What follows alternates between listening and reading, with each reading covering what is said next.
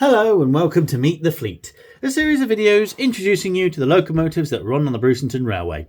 6201 was built in 1933 at Crewe for the sum of £11,675 and named Princess Elizabeth after the 7-year-old elder daughter of Albert, Duke of York. It was one of the first two which, after trials, the boiler was modified with a new 32-element superheater, which dramatically improved the engines. By 1936, the LMS were keen to present the public image, which reflected the very necessary radical changes and improvements which Stanier had brought on. This was set against a background of competition with the LNER, which, with the advantage of relatively flat and straight East Coast route, was able to, and did, run very successful short formation and thus lightweight high-speed trains. The operating conditions confronting the LMS were very different. The route was altogether more demanding, and the need to operate heavy trains was ever present. Loads of over 600 tons for up to 17 coaches were commonplace, and they had been fitted with summits.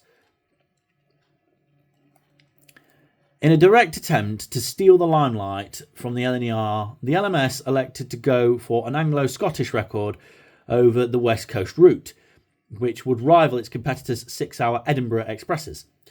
So it was that the plans were drawn up.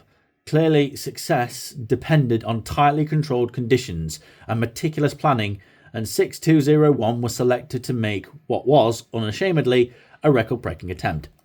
In November 1936, Princess Elizabeth broke a world record for a long-distance high-speed steam passenger train operation of maintaining an average of 70.15 miles an hour, over a distance of 401.4 miles, hauling a train of 8 vehicles.